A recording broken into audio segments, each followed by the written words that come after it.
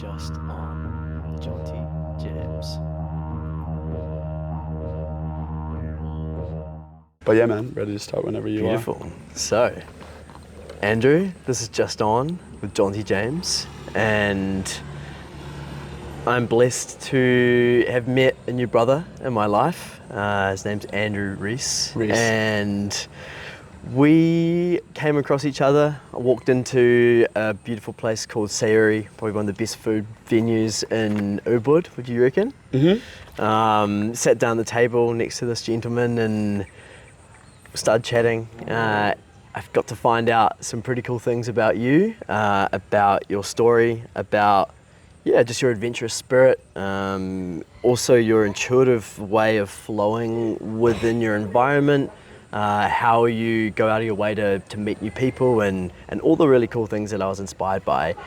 And then one story that really hit home for me that you shared was in 2021, basically getting cancelled from an act that you did in the public, and how you basically got highlighted as someone that was breaking the public order during this time of a lot of tension. That's like a very mild way of... A very mild way. I was the problem with Australia. Yeah. That was how I got framed. Yeah. The problem with Australia. And so you've shared with me the story, and ultimately, what you do is, you just create beautiful connections with people, and you're an all-round good human. So do you want to just introduce a little bit about yourself and share maybe that first story that I just walked 100%. into, a little bit around what happened and where you are at now with the situation? Cool. So, I'm Andrew Riis. I was born in Canada 25 years ago on a beautiful snowy winter's morning to a Danish father and a South African mother, and I currently live in Australia. And I'm an artist, and my art is about helping people connect with themselves, with each other, and with the world around us, with things like that beautiful, majestic, ancient tree that fate brought us to today. And helping people realize that those three things perhaps aren't that different or that separate as it might seem on the surface. And my art has been a long journey going from being very in my head and being someone that was probably pegged to be a lawyer or a doctor or a CEO to really, really going on this journey, I guess to give context for that story, to describe my journey as an artist up until then. I will give you this quote. One day I was at some dinner, this was like 7-8 years ago, and this guy I met said to me, in life you can either be the leaf, like a leaf on that tree, you can either be the leaf blown by the wind, or you can become the wind, and you can go on this journey of taking responsibility for every area of your life and becoming a force of nature. And so that's what I thought my life was going to be about, and I went through that phase of being 19, 20, 21, taking half-hour conference calls for projects I was launching in ice baths to psych myself up, and realizing maybe I don't need sleep. And then life kind of had other plans for me in 2020, and I learned, somewhat paradoxically, that there's a beauty in being the leaf as well, in surrendering and letting life flow. And then what does it mean to be the wind and leaf simultaneously? And so I was on this journey of how can I create my art and spread joy in the world in a way that's meaningful to me, in a way that fulfills me in the current economic system we live in. And how can I just do my thing, right? So this quote by Thoreau I like that says, a master in the art of living knows no distinction between work and play. Rather, he leaves it up to everyone else to guess what he's doing at any given moment. So let's take you to 2021. I'm in the coolest creative period of my life. I wrote a letter to my friend about a week before it all went down. And I said to him, Stephen, I feel like everything in my life, in my 23 years, has led up to this moment now. I was doing really cool marketing consulting work in a way where I was able to tell grassroots stories and surface the depth and beauty and inspiration in people all around us. I was making good money, I was happy. I was in the process of pitching Netflix on a documentary about domestic violence, van life, and viewing the world as a friendly place.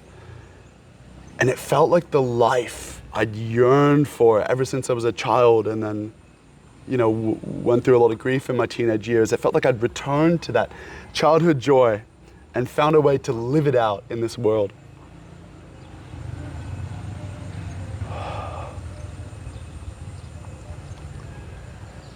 Yeah, and then lockdown started to happen. And we were at this point where you were allowed outdoor recreation, and so you could still do things like that. And I woke up one morning and I was just chatting to people around, and I heard that, like in that last week, I heard of a couple of attempted suicides, including one right on my street. And I heard of a couple cases of domestic violence, which is something incredibly close to my heart. People losing their jobs, people really struggling, and I was rocked. So I was like, what can I do in this situation? And I wanted to spread joy.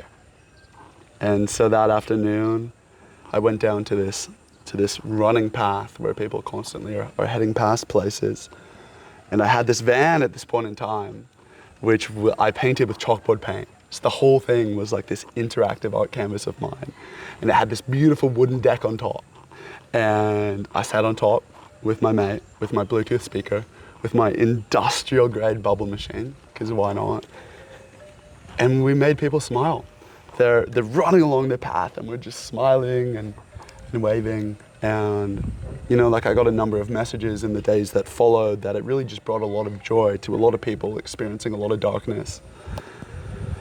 And well, it happened. There was one person that came up and made some negative remark, and I explained to her, no, here's why what we're doing is okay, independent of people's views on coronavirus.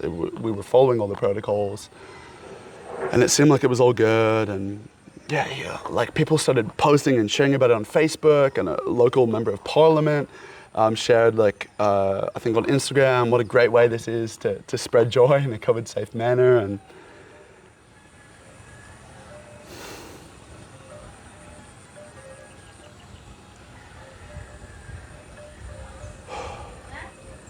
And then around 11 p.m. that night, I got a call that I didn't know at the time, but it would change the course of my life.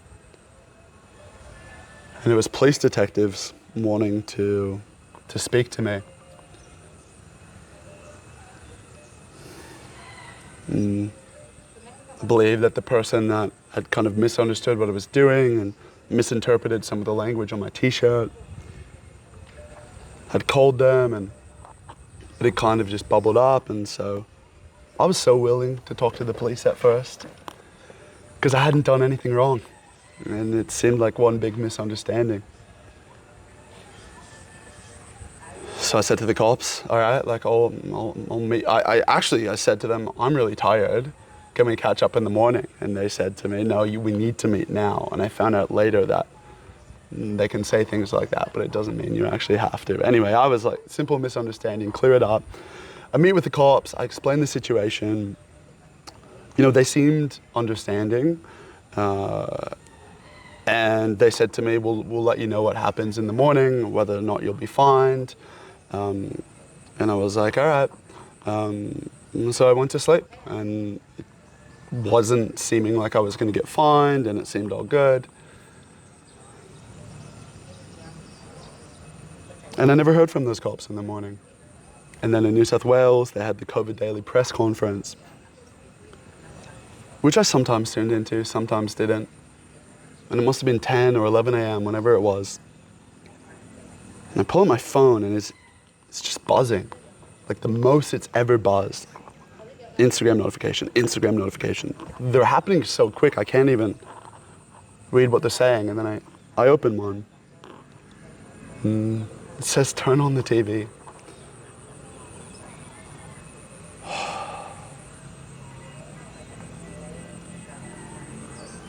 And the second most senior cop in all of New South Wales spent a full minute talking shit about me on live TV, saying not only that I threw, he called what I did a pop-up party, which is outrageous, during lockdown. But worst of all, he alleged that when police met with me, that I tried to lie to them and deceive them the night before.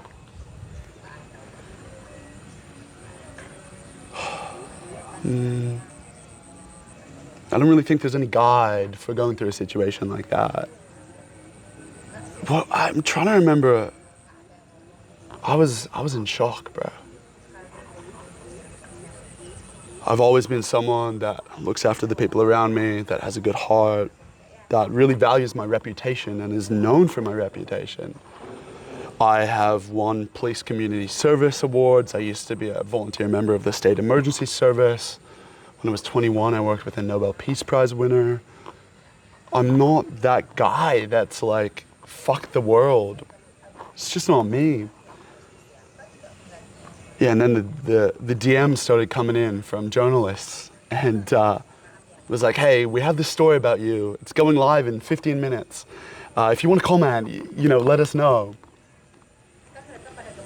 And of course, I didn't have 15 minutes to reply. I was trying to process it and get on the phone with a lawyer and work out what was going on. And so these stories go out. Man lies to police. Man tricks police. Man hosts pop-up party during lockdown.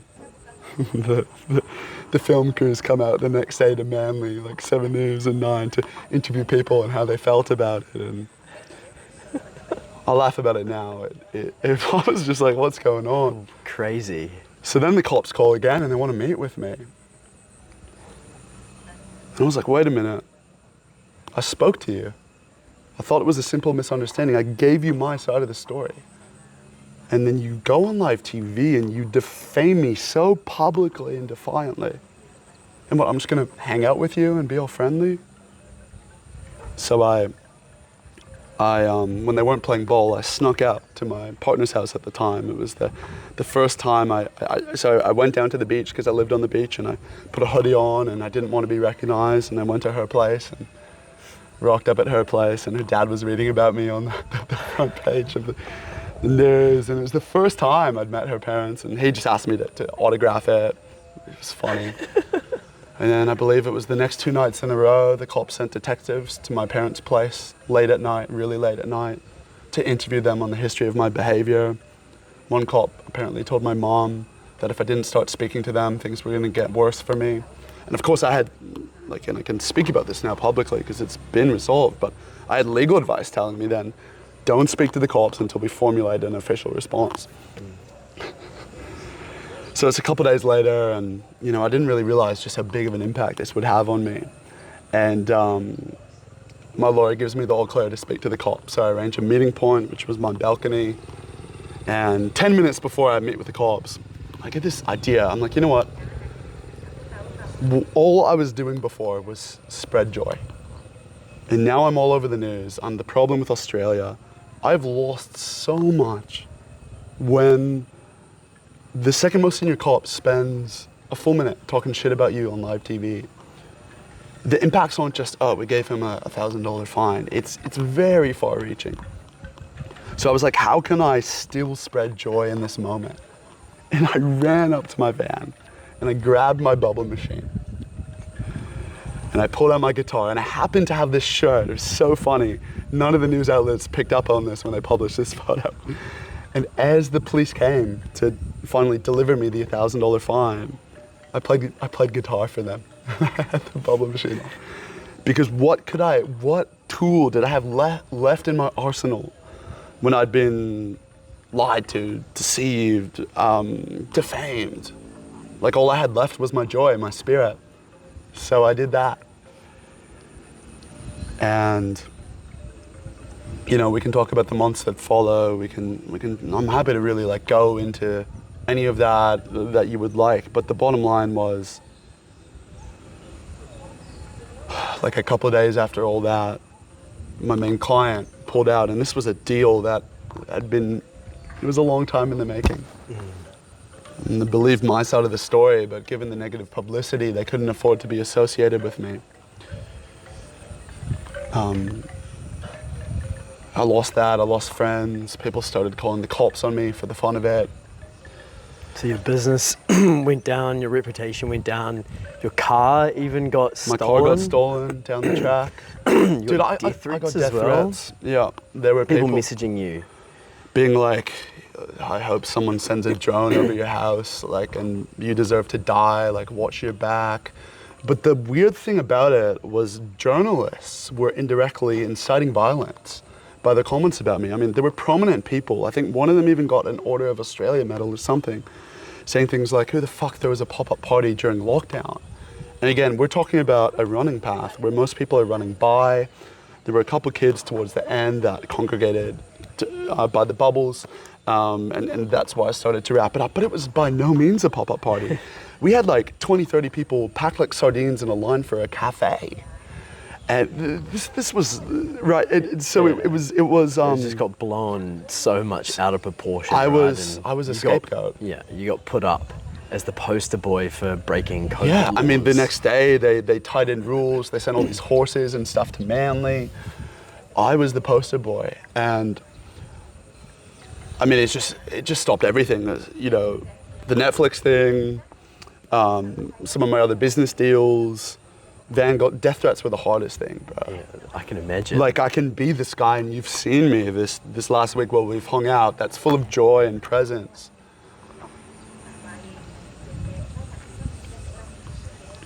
But when people are in so much pain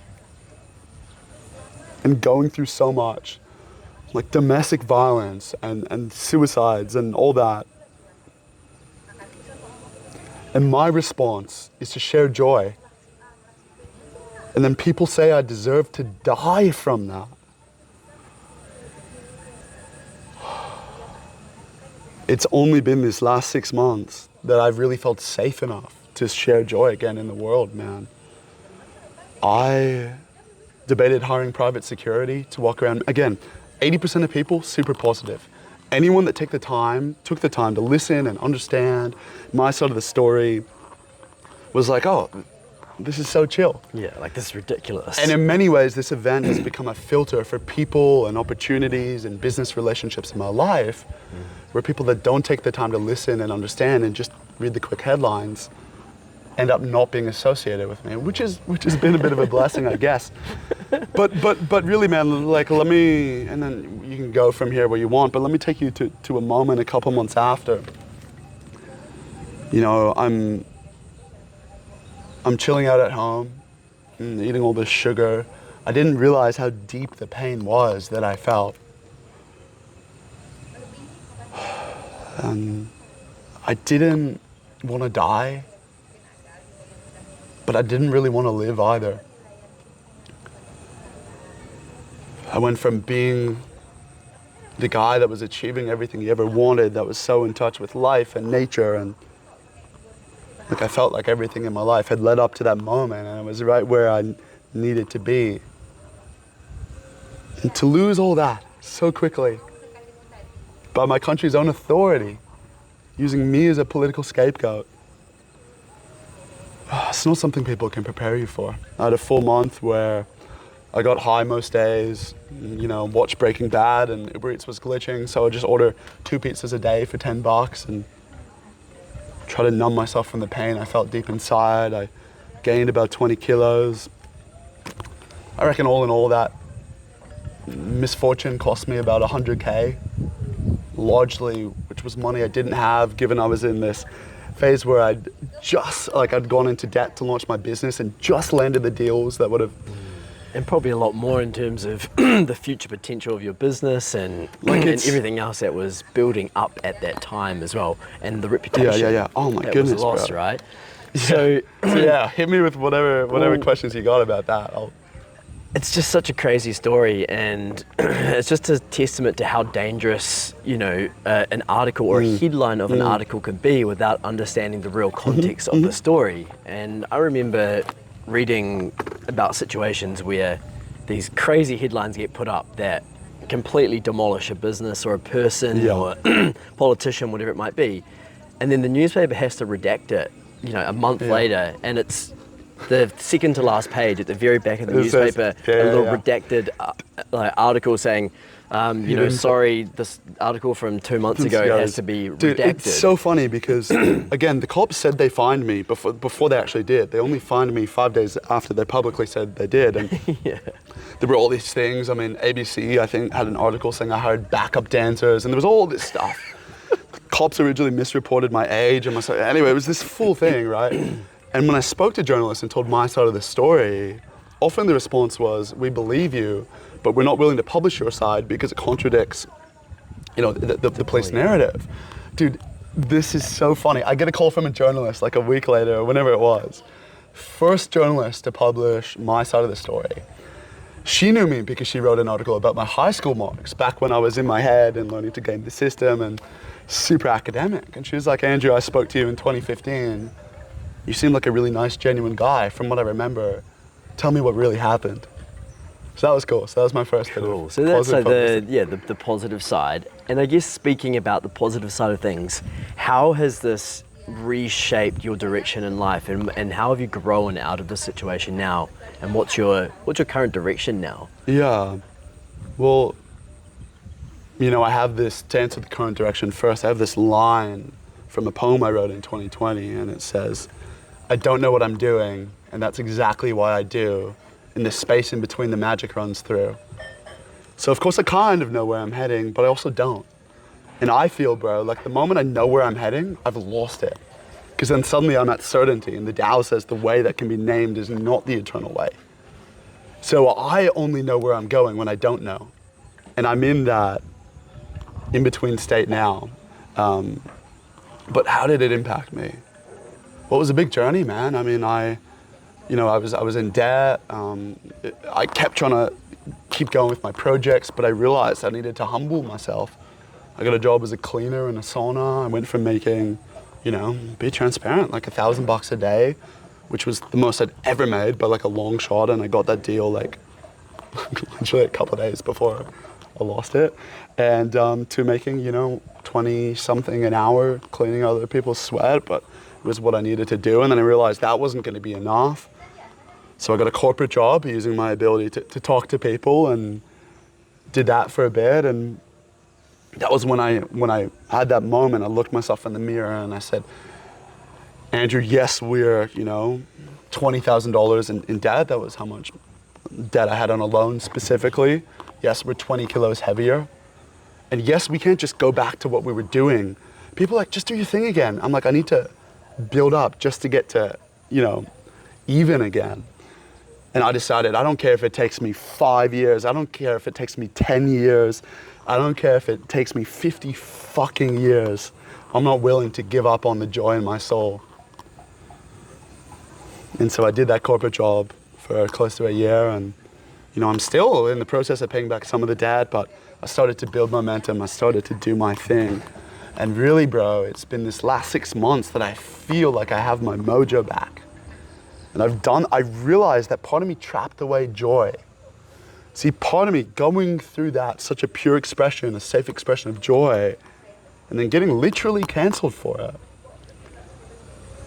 Deep in my body, there was trauma around joy being unsafe and being myself being unsafe.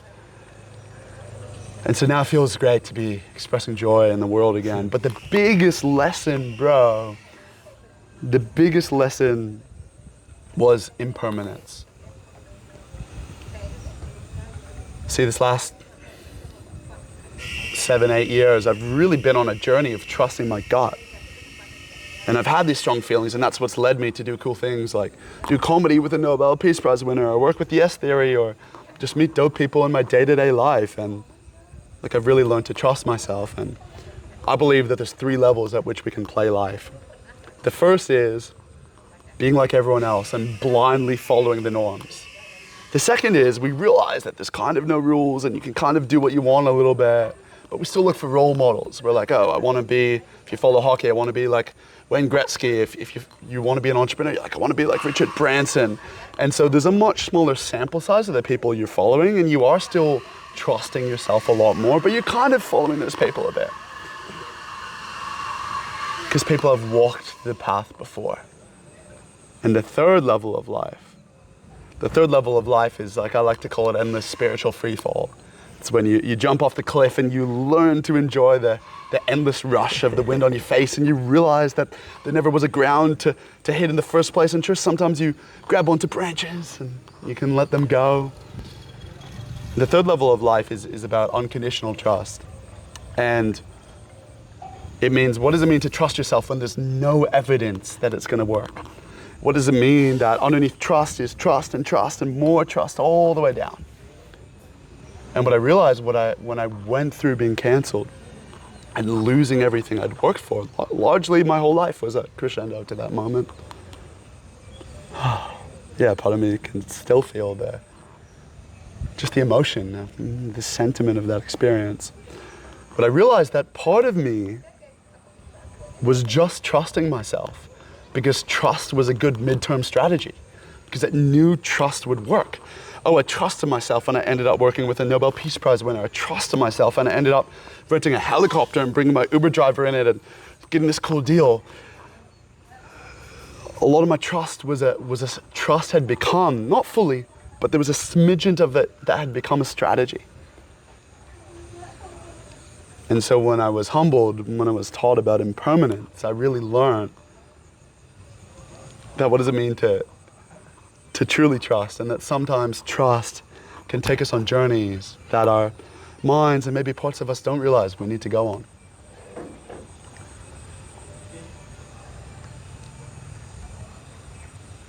And it's really deepened my relationship with unconditionality. Everyone talks about unconditional love, but what does it mean? What does unconditional trust mean? So Jonty, if I was to go back to that moment where I'm on that van, go back to that moment where the cops are going up the hierarchy and they're making calls, and I bumped into a cop New Year's Eve last year. My gut told me I was walking, and this is such a trippy story, but I was walking up this path to go to this New Year's Eve event, and my gut told me, listen to some of those interviews you did in 2021. So I did. I got up the top, and sure enough, there was the cop I saw in court, and I was like, I'm going to give him what he didn't give me, like friendliness and joy. And he kind of, and I'm sure he would maybe not admit to it if it came out publicly, but he said to me, he's like, yeah, man, sorry what you went through. He's like, yeah, it was just all political. And I met a number of other cops, and they were all like, yeah, bro, like most of the cops were super supportive of you. Like they fully respected what you did. And anyway, what was I saying? If I could teleport to a room where one of those journalists that's stirring shit up about me, that's finding things from my past, and like they go for you, bro. And he's about to press send on that article. I would give him a hug, and I would laugh a little. I would smile, and then I would say, press send, bro. I chose that journey. And if I was, you know what I mean, man? If people said to me, if you went back, Andrew, would you change that? I said, no. I learned about impermanence. I learned that I can be happy and joyful as I can be, in debt, not having much money, just chilling with beautiful trees like this. Just walking along the ocean, sometimes singing to the moon. Just being myself, even if I didn't have much. I learned about impermanence. I learned that in order to truly experience the depth of richness and joy in our lifetime, we have to experience grief. So I wouldn't change it for a thing. Wow, that's incredibly powerful and beautiful, and in full agreement with, in order to experience joy and bliss, like we have to go through struggle and we have to go through pain. And as much as we try and avoid struggle or try and avoid pain, we're actually just going to create more of it in our lives. And in my life personally, I think I had this belief system where I thought that things could just be really easy. I really thought that, I should just be able to wake up in the day and everything that I want to do in the day is going to be a simple activity. I can just go to the gym, it'll be easy. do some meditation. It should be easy. I can do the work that I want to do. It should be easy. And I realized the more that I tried to pursue that, the harder it got to do all those things. And the more struggle I was avoiding, the more struggle I was actually creating. And in that process, really got to the depths of some parts of me that I found it very hard to operate at many times. And I understand the process that you went through was like having it all there when you were in such a deep flow in life, and then you just get completely smacked the other way and it just gets ripped away from you, and you have to recreate it from you again and again and again. And that is the process where trust in the process of life really comes into play, and we get to practice what trust actually means. And to me, trust is just, I guess, just believing that we will be looked after if that's what we believe in. And that if we keep showing up for ourselves day in, day out, whether there's struggle, whether there's pain, whether there's, anything that's coming up, that we're gonna get looked after. Yeah, man. And for you, I guess that's what you've been able to do, is you've had to go through this journey where you had it all. And it's quite funny, right? Like, sometimes I've had those moments in life, and that's happened over longer periods of time and shorter periods of time, where I'm doing really well and I almost think to myself, wow, it's all going so well right now, I've nailed it, I've just drilled it down. And that's when the universe goes, do you really have it sorted? And it just goes bang, and it shows you like that no, there are other things to life, that it's not going to just be like this all the time. And I guess that's that quote, right? Like, this too shall pass. So for you now, you told me this really incredible story about going into the outback in Australia and how much purpose you felt in this particular experience. And without me buttering it too much, do you want to just dive into what you got up to? That was last week, right? Dude, it was like it was like 8 or 9 days ago I got back to Bali from that. Yeah, cool. And this is a beautiful way to flow from there, because in many ways a lot of the work I'm doing at the moment with remote indigenous clans in Australia echoes just how my art and my humanity, my soul has deepened from the journey I went through. And it just allows me to relate to more people. So I'm very interested in First Nations culture in so-called Australia. I was born on the 26th of January, so I feel it's somewhat faded. And basically I was spending 10 days with elders of these remote clans in the Daintree and Cape York region of Australia, just inland of the Great Barrier Reef, listening to them and helping them share their story. And they have so much wisdom. There's this line in this song by Xavier Rudd, in Spirit Bird, and it says, "These wise old souls been ground down for far too long, rocking up at the first place we went to." And I probably won't name names or places, but these aunties, these female elders, welcomed my mate and I to their land, and they lit a fire for us. And she said to us, "When I speak in my native tongue and summon my elders and tell them that these two men have come from far away to listen to me and my story, you'll feel the wind blow, and that means it's safe for you to walk to this waterfall we were going to." So we're around this smoking ceremony, and her voice just starts bellowing in this beautiful tongue, and the leaves start to blow, and the wind picks up, and I was like, cool. And that was like the whole experience, man. But these people have been so suppressed. I remember I got to see rock art of the First Fleet. So rock art in indigenous Australian culture they're often like message boards that exist for a long, long time. Some of the rock art I saw on one homeland, indigenous homeland. Homeland is ancestral land that a specific clan group have been able to return to, has been dated to 150,000 years old. It's like much older than the pyramids, bro. And on that message board, there was rock art of the First Fleet. And this guy, I'm sure he won't mind me saying his name, Bulla, showed me this rock art of the First Fleet, and he invited me and my friend. He said, "Take your shoes off, stand barefoot here, feel what my ancestors have gone through." Next to that boat was a rifle. And he started telling stories. Telling stories of the British when they came and how they were trying to kill a bunch of them. And I was like, oh, so bro, I wasn't this colloquial. It was quite a serious moment, but I was like, so it was kind of like there was a genocide, and Bullock cuts me off, and he's like, again, like big, tall black man with this massive, beautiful Akuba type hat. He's like, no, there was a genocide. And he went on to tell me the story of how some of the British gave some clans weapons and would pay them to murder the other clans. And I saw this beautiful painting. It's a full-on painting of all the white people in their tent. And I find it very interesting that the First Nations artists drew both weapons and alcohol.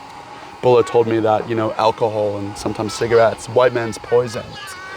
You have to numb yourself to your feelings to a certain degree to commit that kind of atrocity.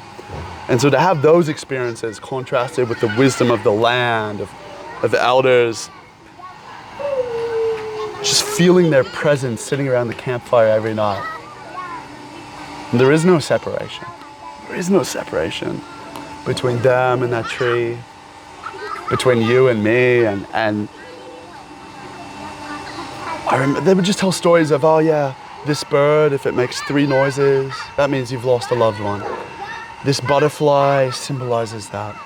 They'd sit around the fire. They know like what types of firewood to burn depending on what you want to do, what types of things to eat for different conditions. And they talk about the importance of the water, talk about the importance of the land, talk about the importance of fire, even the wisdom they have around fire, the way they use it to help like certain fruit trees grow. They'll light a fire under it, or when they backburn, they'll create pockets to look after animals. And just their invitation to me, their courage to listen to some white fellow when so many people like me have hurt them for so long, blew my mind, man. I heard the story of this guy that in the 80s, not that long ago, was basically a slave. And you won't hear about this online. In Victoria, getting paid $1 a week, it was, I believe.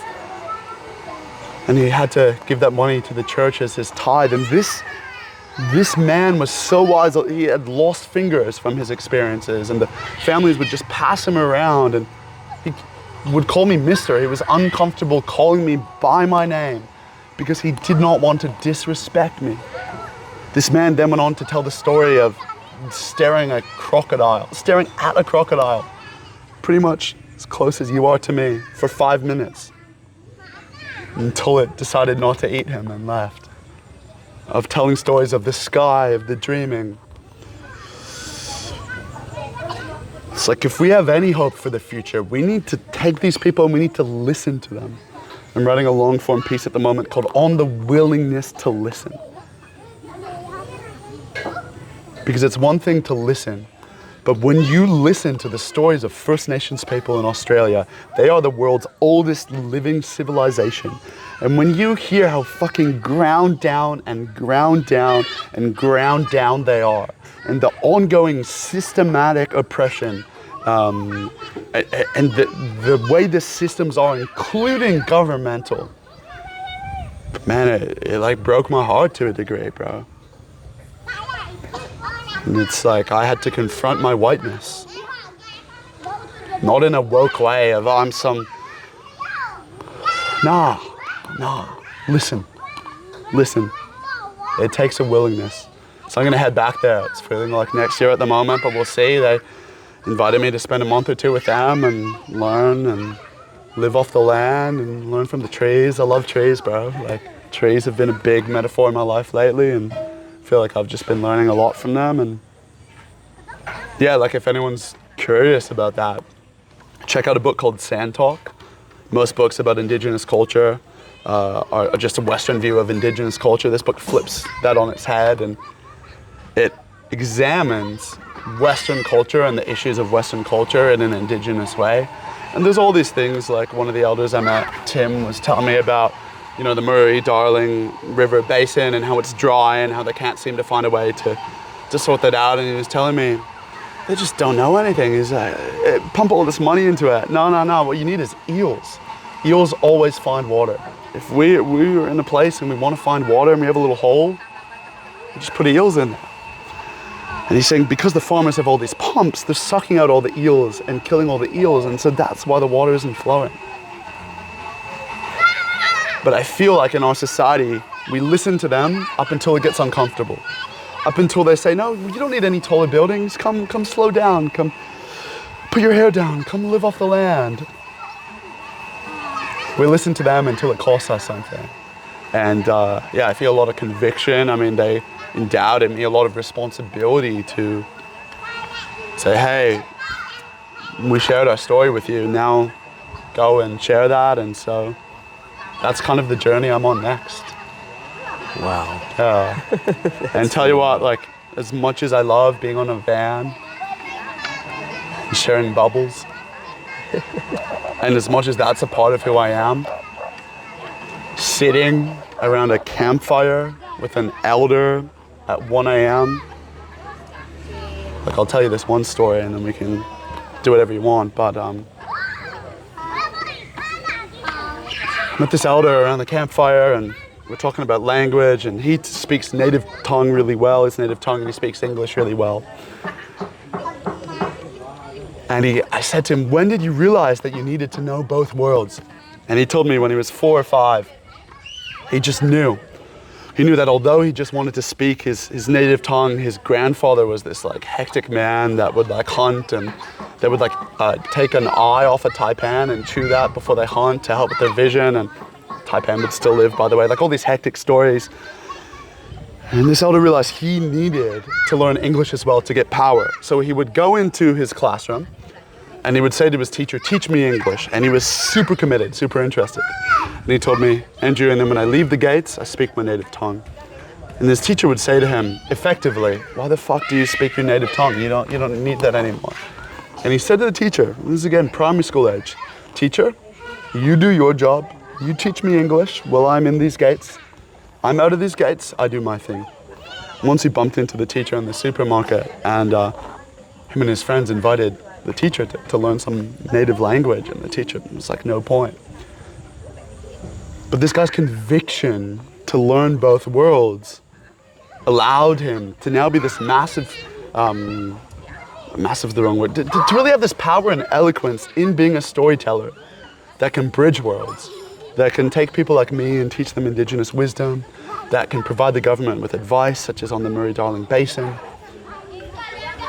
And the fact that this guy's been through so much pain and so much hope, yet has so much hope, astounded me. And when I think about my life and when I think about who I want to be, I remember driving in me and my mate's old troopy back down to Cairns before I flew back to this sacred land. And it's like, what do I do from here? I don't want to go back to Sydney. I don't want to just live some Western life. Why the fuck would I want to do that? These people, they know things. They're the world's oldest living civilization. And my heart was heavy, bro. My heart was heavy.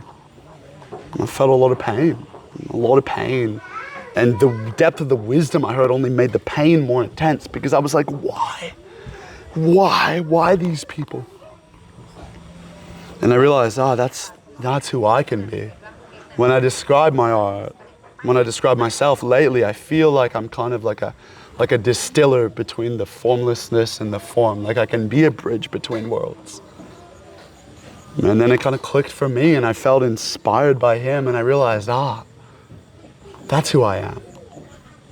I'm also someone that's really going to deepen my knowledge of indigenous culture and live off the land and have a beautiful connection to nature like I have with trees and that kind of relationship, but also knows how to dress up in a suit, how to enter a group of people, I love storytelling, I love public speaking. I love finding people that can give money to cool projects and connecting dots and bring people together. And that's when I realized, like, it's okay. I can take the seriousness and the conviction of what I experienced with the lightness and joy of that inner child in me that wants to play guitar and bubbles and do his thing, and marry that with the skill set I've developed the last decade in building relationships in bridging worlds and connecting people and creating things in a kind of entrepreneurial way. But at the end of the day, I'm still an artist. And my art is what happens when people collide. My art is points of intersection between people, between worlds, between culture, helping people see similarities and see differences, because they're both important.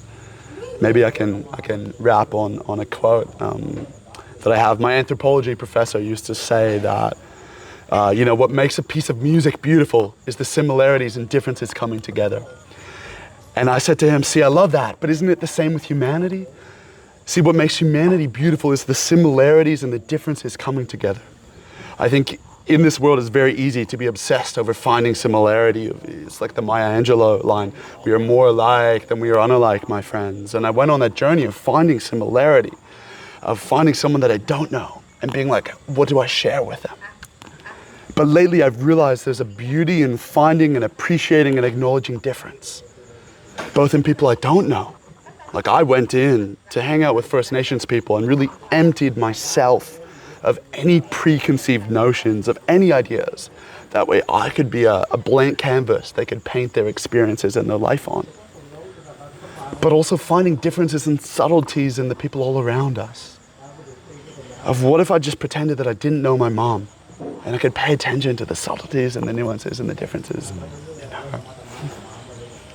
And so for me, that is my magic. It's inspiring people to be 5% more friendly and open-minded, to connect to themselves, to connect to each other, to connect to the world around them, and realize that those three things perhaps aren't that different at all.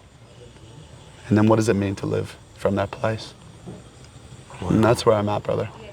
Wow, bridging worlds. Bridging worlds. I think that's the theme of the next phase of your life. It seems like you are going to be bridging worlds, and you got to bridge your first part of your life with this extreme amount of pain and hurt and confusion with this new beautiful opening in terms of seeing the world in a different way, in a way that hasn't been painted to us growing up. Seeing it for truly what it is and connecting back to the grassroots of reality and what actually sustains this planet, and that it isn't the news, the journalists overblowing things. It's the core connection to planet Earth and this Earth that we've been birthed from, and slowing. Oh, sorry, go on. And slowing down. Slowing down. I'm telling you, man, the world doesn't need speed. It's like there's this quote that society today is a mile wide, but only an inch deep. I'm like, give me depth. Give me depth. I yearn for it. I believe that there's depth and beauty and inspiration inside every single human being when we take the time to listen and connect. And that's slowing down's the prerequisite, though. Get past those layers, and I think modern society, we have so many layers built up around us, so many shields, so many different masks that we are conditioned to wear. And if we're going to grow as a society and as a culture and become unified on this planet, we have to let go of all of those and see each other for who we really are. Beings. We're all human beings. Thank you so much for sharing your stories. I know we could have gone in so many directions within this conversation. I think time-wise, I think we've come pretty close to the sweet spot. Is there anything that you'd like to share around where people can find you, your work that you're currently doing, anything just to finally wrap it up with? 100%. So I'll say one lines of a poem that I might share soon, and a couple lines. It's like, just like there's room, hang on, you can cut this, I need, rhythm and rhyme. It's like, just like there's room, just like the movement of waves, the rhythm and rhyme, there's room in life for crashing and flowing in space and time. But this journey of surrender, this beautiful dance, and this has been the journey of my life's romance.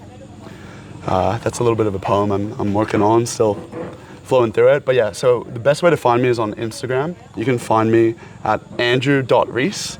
That's ANDREW.RIIS for Sam.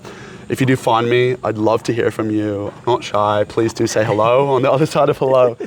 Anything is possible. Even just shoot me a quick DM, and looking forward to connecting. Rad, everybody. Andrew Riis. Appreciate you, my man. That was Appreciate awesome. you too. You. Oh, I love your heaps, bro.